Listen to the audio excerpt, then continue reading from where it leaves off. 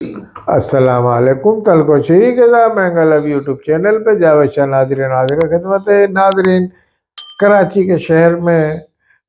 جہاں اور بے چینیاں ہیں وہاں ہمارا تجارتی حلقے کافی بے چین نظر آتے ہیں۔ اس حوالے سے تاجر برادری جو کافی پریشان بھی ہے اور متواتر یہ سندھ حکومت سے مطالبات بھی کرتے رہتے ہیں۔ تاجر جو ہیں وہ بھی بڑے بڑے نام ہیں پاکستان میں، جنہوں نے پاکستان کو مستحکم کرنے میں اپنا کردار ادا کیا، اور بڑا بڑا یہاں کراچی میں ہی مین یعنی کہ جو ہب ہے یہ پاکستان کا، اس میں بڑا وہ تاجر ہیں جن کا خاندانی یعنی کہ کام یہ ہے، پاکستان بننے میں بھی انہوں نے سہارا دیا پاکستان کو۔ اب وہ بڑے بڑے نام ہیں، وہ سیاست میں یہاں ان کے کہیں کہیں ڈانڈے بھی ملے ہوئے کسی کسی سیاسی پارٹی سے، تو اس میں بہت سارے ہمارے لوگ ہیں۔ تو جو چیمبرز کے لوگ ہیں انہوں نے اجلاس کیا گزشتہ دنوں، اس میں انہوں نے اپنے کچھ تحفظات بتائے۔ تو اس پہ انہوں نے یہ کہا کہ جناب ہم سے پہلے بھی بھتہ لیا جاتا رہا اور ماضی میں بھی بہت بڑے بڑے واقعات ہوئے، تھیلے میں گولیاں ڈال کے بھیج دیتے تھے کہ جناب آپ اتنا دے دیں، شام تک آپ کا یہ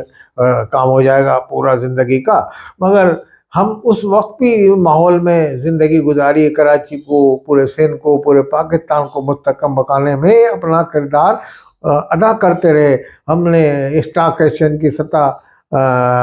بلندی رکھی اور کافی یعنی کہ اس میں کہ ہم پاکستان کو کمزور کرنے کی جو کوششیں ہوتی ہیں اسٹاک کی، وہ ہم نے نہیں ہونے دی۔ مگر اب یہ صورتحال ایسی ہو گئی ہے کہ اب جو ہے سسٹم کے تحت ہم سے پیسہ مانگا جا رہا ہے۔ اسی طریقے سے بعض جگہ پہ ہمارے ساتھ آج بھی تڑیاں اور اس دھمکیاں ہمیں خطوط دھمکی ہمیں کالیں آتی ہیں۔ اس حوالے سے انہوں نے یہ کہا کہ ایک نے ذرائع تفنن، ایک ہمارے تاجر ہیں،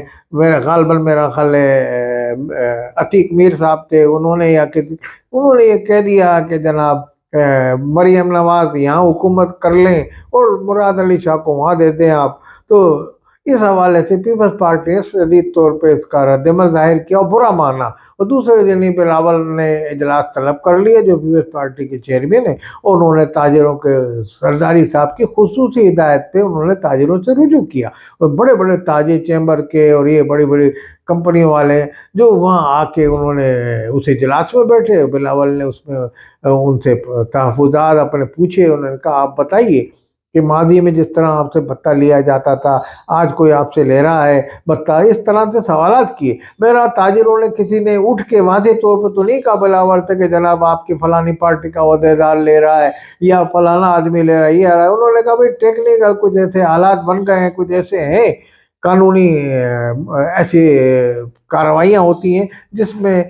بھتہ لیا جا رہا ہے اس کے عوض میں کہ جناب یہ ہوگا تو یہ کر دیں گے ورنہ آپ اتنا دے دیں، اس طرح کی کچھ باتیں۔ مگر بہرحال کسی پارٹی پہ انہوں نے بلاول نے اس پہ الزام لگایا کہ جناب ماضی میں آپ سے فلاں پارٹی کا نام لے کے اس طرح کی باتیں۔ تو ایم کیو والوں نے بھی اس زمانے میں کہا کہ وہ بھی شرپسند ہوتے تھے، ہم بھی ان کی مذمت کرتے تھے، ہم نے کبھی ایم کیو نے کہا کہ ہم نے کبھی اس کی حمایت نہیں کی ایسے لوگوں کی، اور جو بھی لوگ کرتے تھے وہ شرپسند تھے، یعنی کہ تقریب کار تھے، ملک دشمن وہ کرتے تھے جو کراچی کو کمزور کرنا چاہتے تھے۔ اس میں بھی وہ تو انہوں نے بھی الزام لگایا کہ بھئی ہم اس زمانے میں امن کمیٹی تھی جس کو پیپلز پارٹی کی آشیرواد حاصل تھی۔ تو اس طرح کی الزامات کی بہرحال میں سمجھتا ہوں بلاول بھٹو نے اس پہ جو قدم اٹھایا، آصف زرداری نے خصوصی ہدایت دی ان کو، وہ تاجروں سے ملے، اور تاجروں کے بڑے بڑے خاندان جو ہیں یہاں کراچی میں قبل قیام پاکستان سے پہلے بستے ہیں، تو ان سے رابطہ کیا، اور ان کو چیمبر کے وہ ممبران ہیں اور ان کو یعنی کہ حبیب گروپ والے ہوئے، دوسرے گروپ والے، یعنی کہ کافی اس میں جو مین جو تاجر ہیں ان سے ملے۔ چینوٹی برادری کا کام ہے کراچی کے اندر، اور بڑے بڑے یعنی کہ ان سے رابطے کیے گئے، ان کے تحفظات دور کرنے کی یقین دہانی کرائی، اور بلاول بھٹو نے اسی وقت خصوصی ہدایت جاری کی ڈی آئی جی کو بھی کہ ان کے تحفظات دور کیے جائیں، اور جو ان کے تحفظات ہیں وہ یعنی کہ ایک ہفتے کے اندر ان کی رپورٹ پیش کی جائے۔ وہ مراد علی شاہ بھی بیٹھے تھے اس کو، ان کو بھی یہ کہا گیا کہ ان کے تحفظ، مطلب میں یہ کہتا ہوں خوشائن بات ہے کہ انہوں نے نوٹس لیا، حالانکہ وہ ایک کان سے سنتے ایک کان سے نکالتے، بلاول کہیں چلے جاتے ہیں، کہیں جا رہے تھے، وہ انہوں نے دورہ ملتوی کیا، بعد میں یہاں آئے، اس کے بعد ان کی सवाल जवाब का सिलसिला शुरू हुआ तो खुल के इजहार किया ताजिरों ने, मगर किसी ने ताजिर ने खुल के ये नहीं कहा कि फलां पार्टी का या फलां ये, उन्होंने ये कहा कि जनाब पहले उससे लिया जाता था गोली से, अब पेन से, यानी कि वो लिया जा रहा है, यानी कि भत्ता पेन के तरीके से। तो ये उन्होंने वो कहा कि भाई यानी कि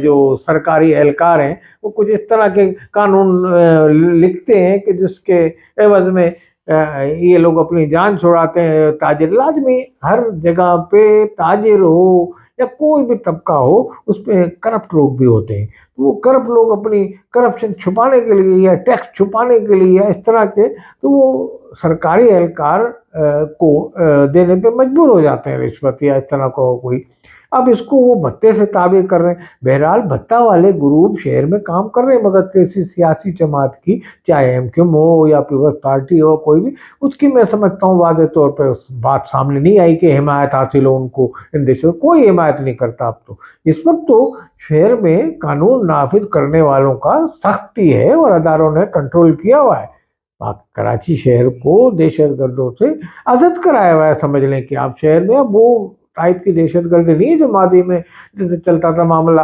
अब जैसे नाम आते थे फला जमात का या फला पार्टी का या फला ग्रुप का या फला कमेटी का, तो अब वो चीज़ें, हाँ अपना कार्रवाई करने वाले छोटे छोटे ग्रुप बने हुए, वो गैंगवार के ग्रुप इस तरह के छोटे छोटे हैं, वो तो हमेशा बने होते हैं, वो अपनी कार्रवाई कर रहे हैं। टीटीपी के भी ग्रुप है बाद ऐसे जो यहाँ वसूली में उनके भी नाम सामने आए। हाँ, मगर पुलिस को इसमें शदीद एक्शन लेना पड़ेगा। पुलिस ने एक्शन, अब पुलिस को खुसूसी हिदायत बिलावल भुट्टो की तरफ से दी जा चुकी है। बिलावल भुट्टो से वफूद ने मुलाकात की, वहाँ ताजिरों के बंद कमरे में भी उनकी बात हुई और खुल के भी इजलास में हमने बिलावल भुट्टो ने कहा आप बताएं, आप हमें नाम ले पीपल्स पार्टी का कोई एहलकार आपसे मांगता, तो उन्होंने ये एक वाज़ेह तौर पर देखें ये पैगाम जाता है कि पीपल्स पार्टी ने ताजिरों के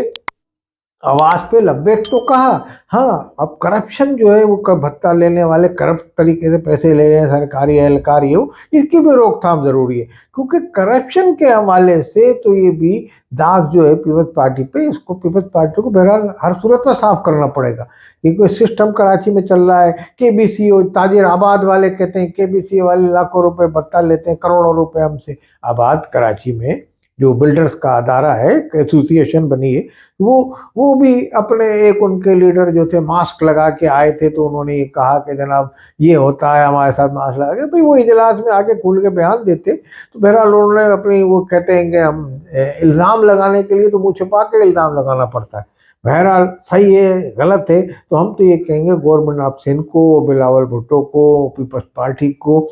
इससे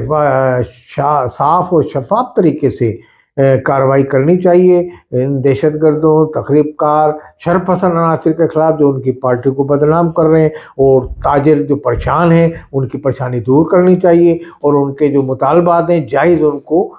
तस्लीम करना चाहिए, और उनके तहफ़्फ़ुज़ात दूर करने चाहिए। इसी में ही सिंध की भलाई भी और पीपल्स पार्टी की भी भलाई है, क्योंकि पीपल्स पार्टी पे करप्शन का ये दाग जो है ये बड़ा है और ये तसलसल के साथ चल रहा है, और ये नहीं चलना चाहिए। पीपल्स पार्टी की पाकिस्तान की लार्जर पार्टी है, शहीदों की पार्टी है, और ये बड़ी जमात है, इसकी बदनामी उनको तकलीफ पहुंचाने के मुतरादिफ है। शहीदों की जो जमात है, यानी कि कायद भी शहीद हो गए इसके, और बेनज़ीर भुट्टो ने भी, क्या इसलिए क्या कायम किया था कि ताजिर बरादरी इस तरह के इल्ज़ाम लाए। बहरहाल इन इल्ज़ामात में कितनी सदाकत है इसको चेक करना चाहिए। बिलावल भुट्टो को भी, अपने सूबाई हुकूमत को, उन्होंने उसी वक्त अहकाम जारी किए बहरहाल, और उसके बाद उन्होंने पूछा था कि जनाब आप कोई अगर कोई हम पर इल्ज़ाम लगाता है उसका आप नाम बताएं, कोई तंजीम हमारी लेती है या कोई ज़ैली तंजीम ले रही है। तो बहरहाल इस तरह की बात सामने नहीं आई, मगर ताजिरों के तहफ़्फ़ुज़ात दूर करने से ही कराची भी मुस्तहकम होगा।